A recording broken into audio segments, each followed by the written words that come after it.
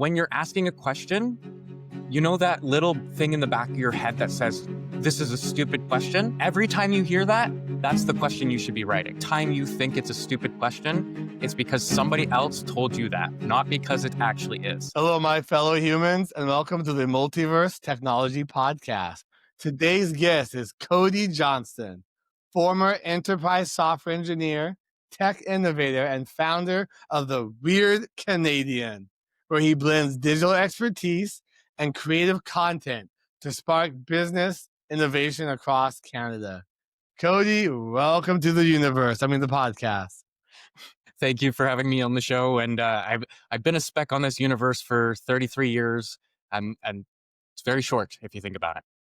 And this big span of things, it really is. I love that equation there. If you could help guide us a little bit on your journey, what has created who Cody is, and what is it you're doing to help other people right now? So Cody's always been in a flux state. Up until a year ago, I didn't really know who I was, but I was always interested in anime and um, the space and science and understanding what our world has to offer. I call myself a polymath because I like to learn in various domains. I hold professions in various domains, and I just like to learn. My journey really started as a software engineer for the Ministry of Transportation in Ontario, where I spent 8 years building applications for our citizens, learning how the government actually doesn't work, and realizing that it was killing me to be in that situation. I ended up pivoting for a year to work for FIS Global as a banking software engineer, where I moved with my partner from Ontario to Newfoundland with nobody here, nothing. We just hopped on a plane and bought a house because it was so beautiful. Yeah, now I run the Weird Canadian, which is really just about trying to empower small and medium-sized businesses across Canada and the world to really just innovate, because now they have the tools, the abilities, everything the big guys always had is now at the cusp of their fingertips, and they don't need the money and the people and all of the costs that go with them. So I'm here to help you and guide you to build your solutions that you need, not the ones you think you. Ooh, I love that. It's so true. The tables have been turned now. We have everything at our fingertips to pretty much be either at game level or ahead of the Just to just mention something on that, as a software developer, my favorite thing was asking questions on the internet because I would go through rabbit holes, right? And that, when you think about that, back 5 years ago, it would take me hours and weeks to come up with a firm theory and to understand what I was researching. I can now learn a concept in as little as 2 hours deeply and to be able to recreate it and talk about it as if it's some domain that I've learned for my life. What This tools is where are we're you at. using to do that? Like, how is it It you're doing that? Yep. So LLMs, and I'm not just stating like ChatGPT or any of them. You can use any model. My whole theory around this is you need to understand how to frame your questions. As a software engineer with Google, the biggest tool we had at our disposal was how to ask a proper question in order to get the correct information we needed to build that application. So now I'm just applying that same concept to every other industry that I care to learn about. I love that. I know we talked before the show a little bit. I'm having that issue right now and realizing I am not prompting these things very well. I literally went the other day and asked Perplexity, how do I prompt Sora? And I was like, no wonder I'm getting this weird, not very direct, exactly what I want. I thought you just talk to it normally. The way I've always framed it is it's as if you're asking a human for the information, right? You have to frame the context, right? You have to understand what information you actually want. You have to ask updated questions to really find in that minimum thing that you're looking for. It's one of the things I keep on saying. LLMs are as human as humans are. I It's love just, that. it's taken away that mental insecurity of asking and feeling stupid for asking. When you frame it that way, I feel stupid because my communication skills with humans aren't always the best. Now taking that skill to the LLM to really get out of it what I need, whew, I gotta work on both of So my frame skills. it this way. When you're asking a question, you know that little thing in the back of your head that says, this is a stupid question? Every time you hear that, that's the question you should be writing. I hear that all the time. Damn So it. that's those Start questions listening. you should be writing. Because Thank you. every time you think it's a stupid question, it's because somebody else told you that, not because it actually is. That's so true. I love that Sorry for getting framing. a little philosophical. No, because like, that's what I need. I'm sure that's what other people need too, because it is true. Like I we were talking earlier, like I'm on this journey of healing and finding out things about the universe and life. This is like one of those things, learning how to frame, ask the right questions. We unlearn the things that people told you they're stupid and not to ask. And that's kind of the what reason kids the reason kids are doing so well with LLMs and AI right now is because they have no preconceived notions. Their imagination is their limit. And they have not hit where we did as a society, where we started devaluing our imagination. I love that, 'cause that's so true. I try and run that point to people so many times, but then I forget that on myself as well, to remember that, because it's the society we're in. Sometimes it's hard to remember that. The kids are just so smart, they pick up on these things, but we're just as smart too. We just have to I wish remember. if I had this as a kid, I would be a billionaire by now. I guarantee it. Because I just would have played all the time. I've already created multi dimensions already for time travel. I love how you framed that. I appreciate that, because that will definitely help. They don't really teach for adults. We don't really learn these things. We have to kind of go out there and play with it. We don't really know where to start. But to have this conversation really helps our communication with each other and the LLM. Talk to it just like that stupid crush in the back of your head. I love that. I I know love being an earlier. idiot. Sorry. Yeah, I love being stupid. Woo! Wait a Yep. second. It's being recorded. I know earlier you were talking about polymath. I never heard that term before. I feel like to kind of learn more about that. Yeah. So a polymath is actually a term I think coined in the Renaissance era. It was really to encapsulate the jack of all trades, right? The Oh, okay. Da Vinci, who was an artist and a scientist and a philosopher, like he had various domains that he was very good in. The idea of a polymath is we're able to take these very different concepts, very different industries, very different thoughts, and to be able to break them down enough to be able to bridge those gaps and to see where those connections come into place. So essentially, by being a master in many domains, I can take any domain that I don't know and apply those same factors and figure it out just as I would any other domain. So it's just a framework in place to understand how everything is the exact same thing. You just have to figure out how it is that way. I think I fall in that category too. I just never knew there's a word for it. Yeah. So think about it like this. Math is numbers, but it's also sound. It's also wavelengths. It's also Yes. geometry. Those are all different subsets, but it's still one underlying theory. That So is, it's just that kind of mentality. And I think you're going to see a lot more of us coming to the yeah. future. We need a lot more people who connect the bridges. We do. I think I really connect with that, because I've had conversations with people before that I'm like, why don't you get this? It's the same thing. And they just look at me like, well, and they just kind of shut off. And I don't know anything about that. And they just kind of wipe it under the rug. But I'm like, I see it. So it's right there. What do you mean? I Oh, have you this meant conversation with my partner all the time. like, what do you, but what? Ah! Yeah, The that's why nice part is the more you understand it yourself, the easier it is to break down to others. Can anyone else become a polymath? Are they giving themselves the time and patience to understand stuff and they I can think learn to do so. over time? I think it's more about self-reflection and being able to understand what you don't know and being okay with not knowing things and being okay to go and find it out, right? Of that should make I'm sense. okay with not knowing everything. I never everybody's like a lot of people in my life are like, "Cody, you are so smart." And I think I'm the dumbest person on the Thank planet. you. People always say that, and I feel, and then that puts a feeling inside you that, well, for me, it put inside me that I have to know everything now. It'll hold me to this Mhm. higher standard.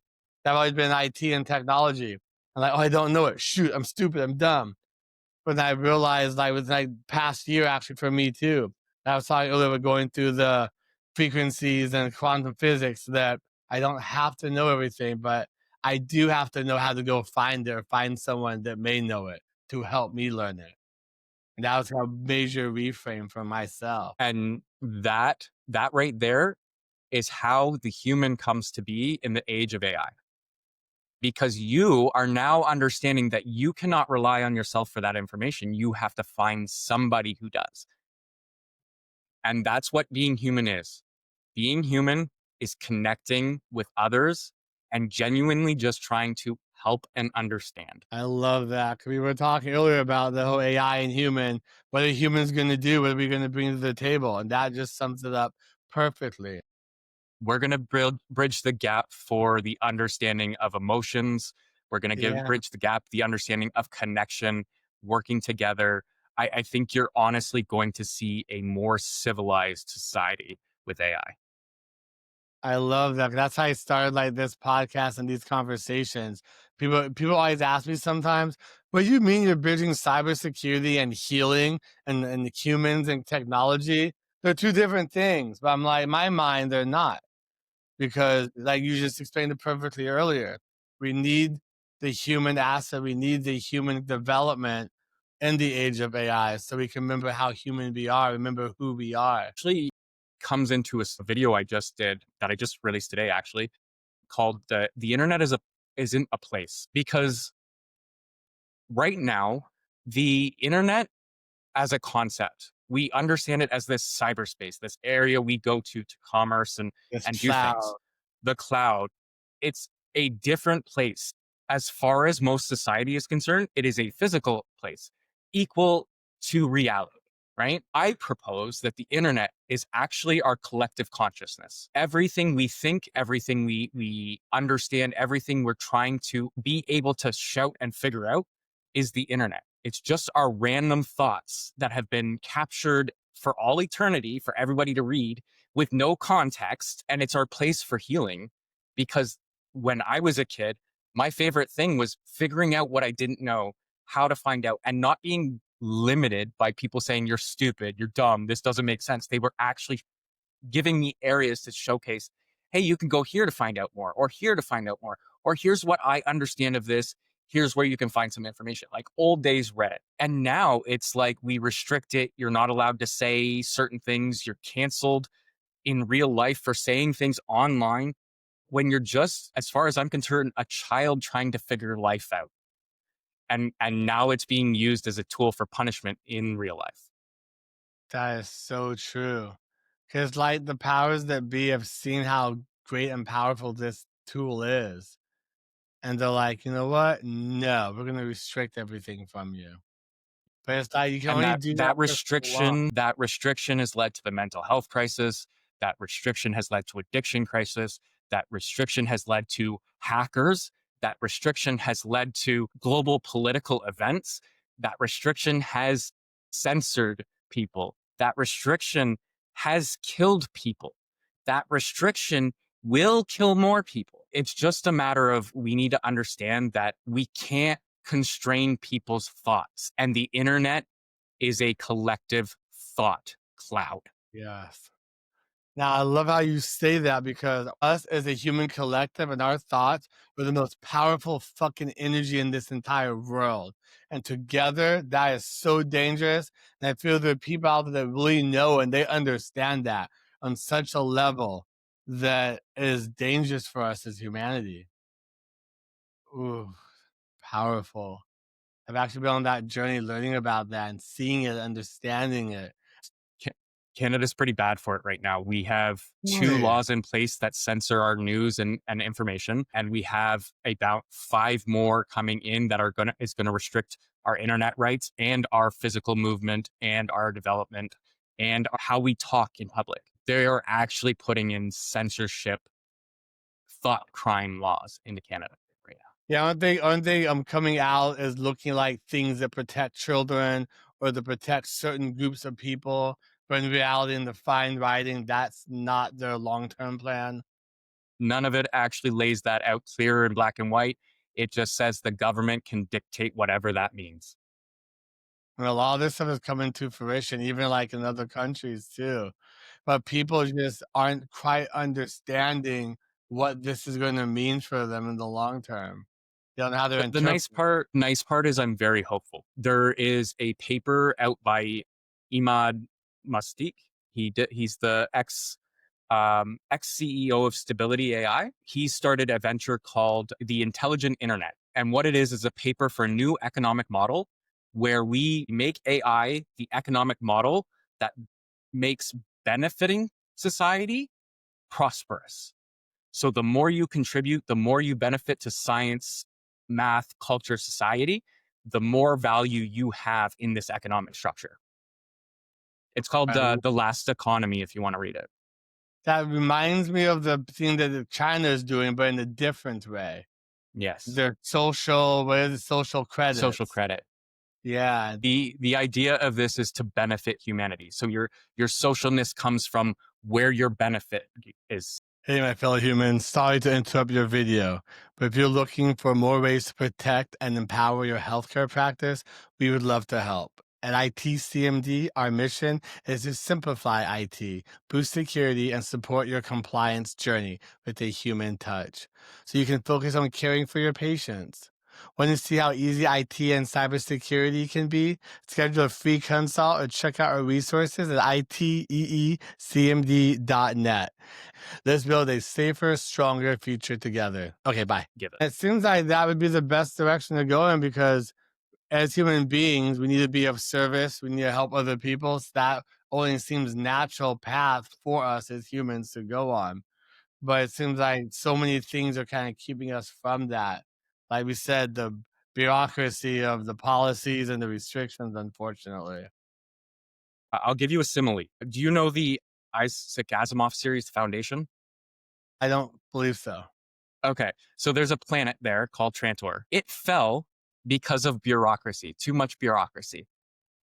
And it literally the Foundation series is literally a depiction of how we created a great society, but then bureaucracy is what killed it. What is it? Okay, was it Trandor? Trandor, I think it is, or Trantor. It's Fallen. part of the Foundation series. They have a Netflix or a Apple TV series now. I love these kind of things. I'm gonna check this out. So It's I'm just Isaac taking notes Asimov, the here. guy who did iRobot and came up with the three rules of robotics. So Wow, I'm gonna really check that out. What is I know I'm doing after this podcast. there's three seasons. You'll have a long time to binge.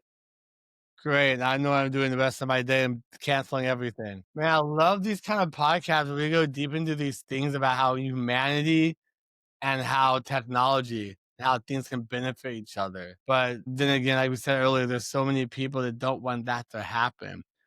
What are some things that, from what you've experienced, that people can start doing to be able to wake up and see this happening? Yeah, I honestly think people should just start playing with AIs. Like not in any official capacity, but just saying like asking it, can you tell me this? Can you do this for me? Can you do like see what try and figure out what you don't want to do in your life. And then see if you can get an LLM to do it. Right? Like that's a simple task. Like there are so many things I don't want to do on the day to day. If I can make something else do it, I'm going to. But the simplest thing is play. Tell it to build you a video game and play the video game. Ask it what it thinks about you based off your conversations. Reflect. Don't just out. Don't just push out. Actually ask about what it understands about you. Because as you talk to LLMs, they are a reflection of who you are. They just mirror how you interact with. Yes. They hold personality data that is very valuable to your understanding. It is a great reflection. Ooh, I love that. You know what? I actually work with a company called AI Merge. I don't know if you heard of them, but they work with psychology and neuroscience.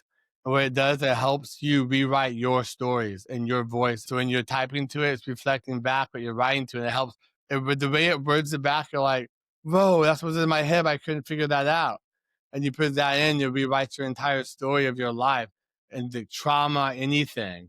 And it's Yep. so powerful. It's funny you mentioned that because I just started making music like that. I have 3 albums on Spotify now based on just the music in my head. So one of the other things I like is music. I grew up Yeah. singing, and my mother was actually an actress and singer when she was younger. So I was introduced early into the music scene and stuff like that. I actually created a song there was a program called SAS, which helped young song artists write music and help them grow. But then I lost my voice because of puberty. I couldn't sing anymore and I was actually embarrassed. But I've always had music in my head. I can hear it so clearly, but I've never been able to get it out of my brain. There's now a software company called Sono.com. It has a studio where you can and that sound will turn into whatever instrument, whatever vibe you want. On top of that, it will add lyrics with singers based off of the style. I'm now just talking into my LLM and saying, can you craft these into lyrics for me? And then I'm then like using those lyrics and then modifying the style to make it sound good. Wow. But these are all songs that I've heard in my head, and now I can actually put them out for others to hear. That is And amazing. I know what you're gonna get back on this. AI music is not human music, real music. I I don't agree with that. The amount of emotion and love I put into these things and work, I can't say it's not mine. Well, I like it when people say stuff like that, but at the same time, so much music throughout the years, if you look at different decades and stuff, a lot of the tones and stuff are very similar to each other. It's not they're not copying, it's just what kind of happens over time. And This is the next progression, and I'm just at the peak of this or the cusp of this. This is why I'm getting the hate for it. But I completely understand because it was the same thing 10 years ago when they brought out the yeah. digital audio workstation. Yeah, wow. I used to write music when I was younger. I played the clarinet, but I forgot how to write it and I forgot how to read it, but I'm still learning again. I'm gonna check this out because that's actually pretty cool. You Yeah, only, just be a caveat, you only own the rights if you pay for it. The free version you don't own the rights for. that makes sense with all like the other ones. Yeah, Suno.com. Sono, Suno. Okay, that is amazing. Great. Now you give me something else to go and do over the weekend. I'm gonna get nothing else done, but yeah, I talked to Cody today, and I'm on this music side. I'm looking at the series now. I forgot about the rest of my life. It's cool. No big deal. I honestly don't know how I keep up with some of this stuff some of the time. I feel that same way, like you're saying about the polymath and all the things that we're into and how we connect stuff. Like I used to have people in my life when I was younger be like, "Oh, you just stay in your lane. You know one thing and stick with it. Stop trying to listen to other people. You don't know about this. That's their job." But in my mind, I was like, "Fuck you," like in my mind. I'm like, why? This stuff comes easy to me. I like to learn and pick it up. And we learn so many different things about so many things. And that just creates this amazing world inside of our minds. And it creates amazing people of who we are. Now imagine putting that in a government setting where you're not allowed to do any of that. Yeah, I was trapped there for a I'm little like, bit. just ruined everything just now.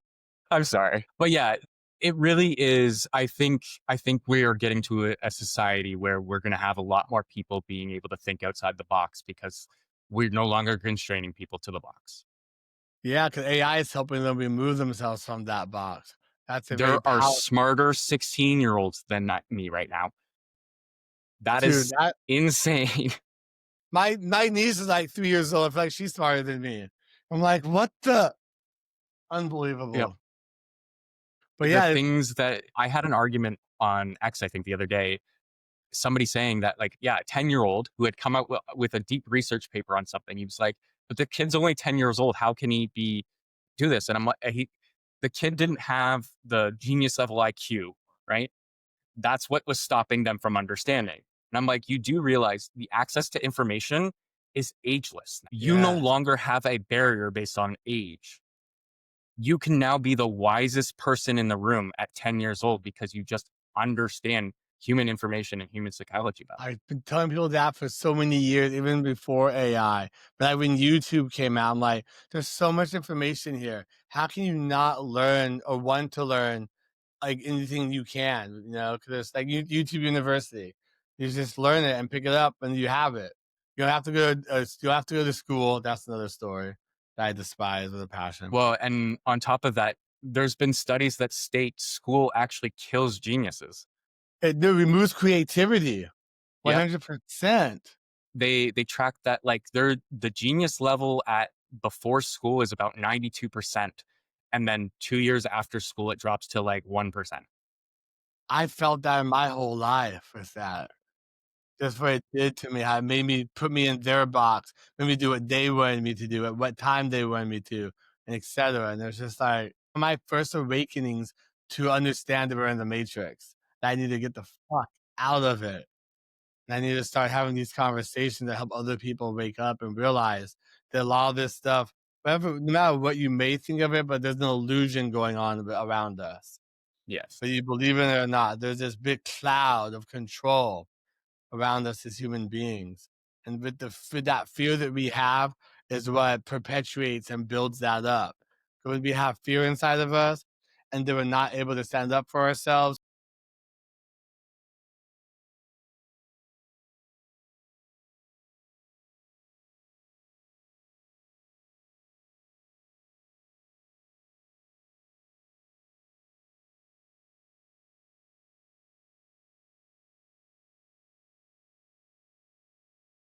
More inhumanely than the products that we are going to put on the market. Like, watch you.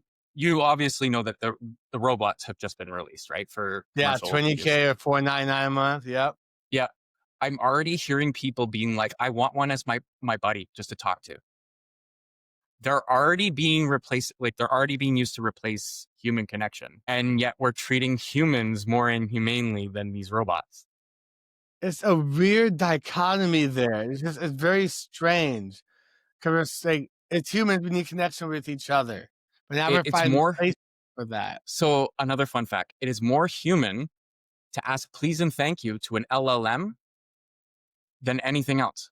That is the most, like, they I actually love you asked said that. people to start saying that because it was because we're people were genuinely accepting of, hey, thank you for this.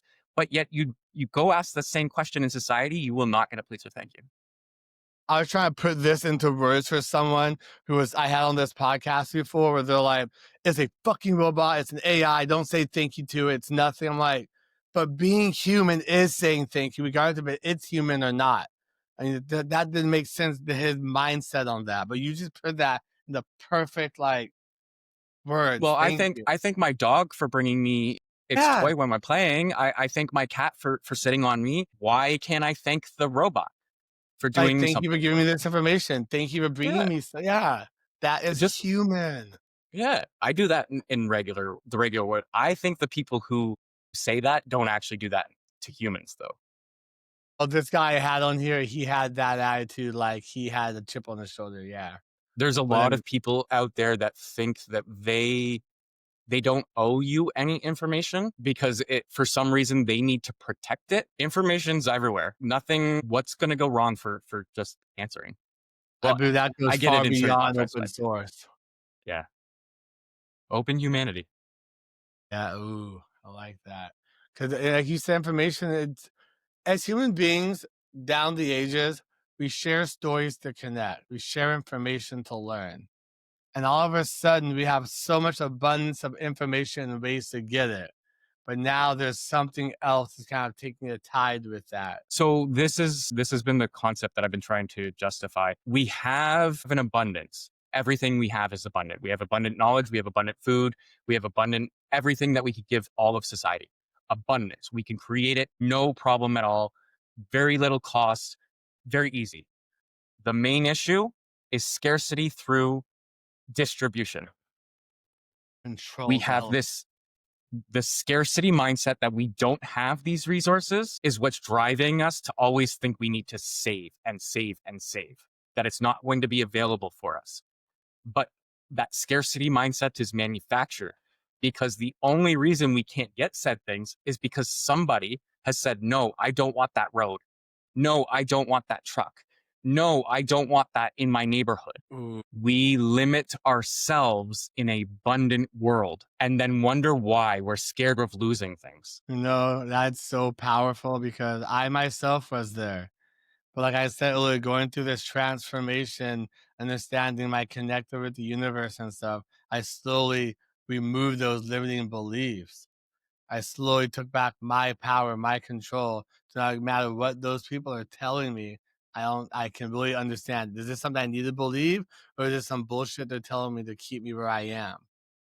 And there's so much of that out there. And it's so easy to figure out if you're right or wrong now. So easy to figure out. It's just asking the question. And then it's asking the question and making sure you verify it several times right now. Check and verify. Soon you won't have to verify as much, but right now, please, please, please verify. No one's verifying anything. That's the problem. They watch social media and they're like, "Oh yeah, that happened. Oh my god, you're right. We're going to war." Or you're right. This or that happened.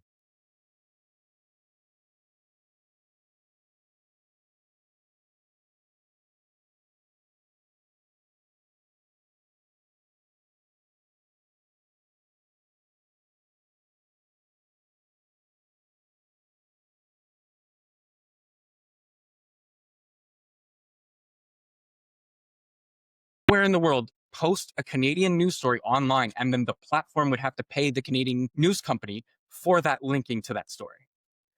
Then the media companies are like, well, why would we pay for something you're giving out freely on the internet, like a link? Why would we pay for that? So they said, we're just not going to pay. And that became our censorship. And now the government actually, a few years ago, actually said this law did the reverse. It actually censored our citizens, yet they refused to remove them. I Why? understand that mindset. Like those are other human beings. What is going through their head? They have to have such control, the audacity to do this to other humans. Like what is there that's so like aggressively active in their minds? They're afraid of words. That's all I can think. A lot of people I ask what it comes down to is just they're afraid to have their power removed from them, stripped from them. Yeah. I'm like, It's so dumb because the more you give, the more power you really have. yeah, is that that's what I was talking about with leadership. When you're a servant leader and you serve the people, you have such more power, but in a different way, where it's not like that absolute power, that a lot of these people have right now. They're trying to control to keep. It's just some kind It's of it's like it's the abundance of power. well, and I'll just give you another example. So my life changed recently because I moved to Lewisport, Newfoundland. Sorry, I say it wrong all the time because I'm still new. But I moved here, and I was greeted by my neighbor. Had the community's great. They accept people. They're willing to talk. Like it's a great community. They try and pull together. Love They that. they come together. They celebrate together. And because of all the giving they've done, I'm now the tourism coordinator for the town. I'm going to spend this year promoting the town for tourism and trying to build it up because it's such a beautiful town. We have so many resources, and I'm just so happy to be able to give my service to them. The That's how you abundance get of power. energy. I have so much energy to give to them. I want to make sure that we put this town on the map in terms of tourism, and I'm going to. I'm going to spend this year doing that. So this right here, this is so powerful that I understand why governments are trying to get bigger to go against that, because that pushes them out of the way and they no longer have power or control. The people do. And I've always believed in limited government and more power to people and communities, because there's such amazing abundance and power in that itself. It's I love funny how you because see that. most power comes from your local municipalities. Like your local town used to be the biggest source of power because that community knew and understood everything. So when we started having more towns, it was we need we need one central location so that we can understand what each town is doing so that we can copy and replace it. And that kind of took the power away from the little guys, the Yeah. municipalities. And then it grew even bigger into the federal government.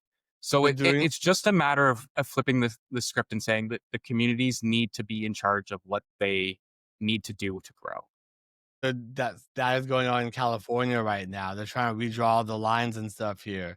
with all these stupid props for people not understanding exactly what they need to vote for, understanding it. And they do it on purpose, the wording and the way they do it, the way they promote it on purpose. So people don't know how to do that. So they can't organize and take back Do you their want town. do you want to get into language for a little bit?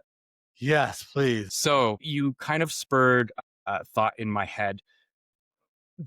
We now have the ability to interpret every piece of language in any language. Language is actually a barrier. Yes, Language. So this is what I've been muddying in my head. Language stops us from connecting and showing our true intent I feel that. because the less words we use, the more powerful it is. The less complex the words we use, the more powerful it is. The less tone we give to words, the more power it has. Like it's a little bit of you need to understand intent and what the context of everything. This is what we need to break down is language stops us from understanding others. And now we have literally any translation of anything. So we shouldn't need legalese because the whole point of legalese was to precisely figure out how language comes down to a finite point. Well, Yeah. language is the problem. So why don't we turn our laws into math? Now we have these AIs that can help us with that language.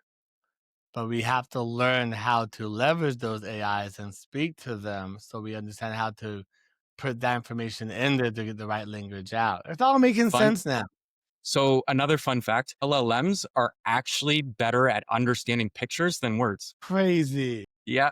DeepSeek just came out with a paper that says it costs less for a model to learn based off of visual pictures than to give it a document Is it because it like just doesn't by way mapping has everything? it's because it can break it down per pixel. So it can say Okay. this pixel is this pixel is this, right? As Okay. opposed to I have to convert binary 010101 into So this letter, into this next letter, into this. So the context for to read a document is actually longer than to just look at a picture. now you say that when I take pictures of like PDFs or stuff, it reads it instantly compared to if I feed it a document. Just that states language is a problem. Language is wrong in terms of communication. Man, this blew my mind there, man. It's like these you put it just into just the right words there. Who are you? Cody? Honestly, I don't even know myself. Well, I always say, who are any of us? And where are we? How are we? Do we I'm the exist? weird Canadian and just trying to get my message out of hope and love and that there is so much benefit to humanity coming. We just have to get through the shitstorm that is our regulated societal construct. All this stuff is a construct. It's all boxes that we've been put into to control us, I don't control have a the out. label. That's what I how I think now. I don't have any labels. I'm everything. I can do everything. Put my mind to it, I'll do it. I'm gonna have to have you back on here. I'm gonna have more conversations with you. This is awesome. This is why I No love problem. having the platform to have these kind of conversations, because these are the ones that we really have to be having more of to wake people up to list to analyze things better and to constructively and creatively think about things better. Not just watching their cat videos on YouTube. Because they are fun Yes. sometimes, not gonna lie. I can't wait till I can make TV shows. It's gonna be so great. Funny you say that. I've actually been trying to figure out how to do that, not for my like for my business, to create shows and stuff through learning the language of the LLM, but it's just a lot Yeah. of prompting I have So to figure out. there's a tool I haven't investigated yet, but I just found out about it today. It's called Boba Anime. It's an Boba. LLM that will create anime for you, but I do know the tools aren't there yet. The tools Yeah. for television creation just aren't there yet, but they will be in probably another 6 months. I think the closest I came to, what is it called? Like Playground, I think it was. That was the closest one that I had a really good feel with when I used it. I'm like, whoa, this is pretty scary. I can't wait to put all of the TV shows I have in my head out on YouTube for everybody. It's like I Love Lucy meets The Simpsons. Oh no, I have one that's kind of like a cross between um, a future probability, sword art online, and then complex understanding of human psychology. It's really hard to explain, but I can see the scenes in my head play out. It's just getting the LLM to understand what I'm saying and getting it there. I like that. I've thought about something similar to that before, but mine was more breaking down, not in psychology terms, but in like quantum mechanics terms. Mm. But I that's think a we're little going to hard to have an understand. explosion of creativity, entertainment, and it's going to be great. I can't Man, wait. it's gonna be so cool. We can't. People can't stop fighting this stuff. Just let it come. You'll be surprised what you can create, what you can do. But again, I think we are going to have that period, the split off of society. I think we're going to have people become Mennonites, half of society become Mennonites, and the other half just progress on like normal. Have you seen that movie Divergent? Yes. That whole series. That I love that series because I feel like I'm her in that movie. That person that thinks so different that it can't be controlled.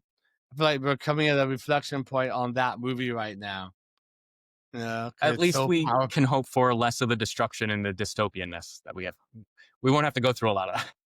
I hope not. It looks cool in the movie, but I don't think I would have figured that out in real life. Always watching my back and stuff. I'm good. Okay, I want to thank you so much for coming on here today. What an amazing conversation. Just to your audience out there, they can reach me anywhere you can find the Weird Canadian. Search the Weird Canadian. I got a pretty great name because nobody wanted it, I guess. And it's pretty iconic. Weirdcanadian.ca if you want to reach out. And I'm willing to talk to anybody. If anybody just wants to hop on a Zoom call and have a conversation, please just reach out. I love these talks. I love to pick at people's brains. I love to understand where other people come from. Love that so much. We'll definitely put that in the show notes. Before we go, I got one last question to you, and it really goes with the theme of this podcast. What does it mean to you to be a human being? I want to bring it down to a feeling. Whenever think back to when you were a child and you did something good for the first time. That core feeling that you had, that little tightening of the chest when you were praised or thanked or loved, that's the human. That's where you need to get back to. That core of feeling that all the time. Whenever you interact with somebody, there should always be a pang of gratefulness that you were able to help. Ooh, I love that. Thank you so much. When you said that, it reminds me, I always try and tell people is like as we grow up becoming adults, people forget about the child inside them. Cause we should always be that person.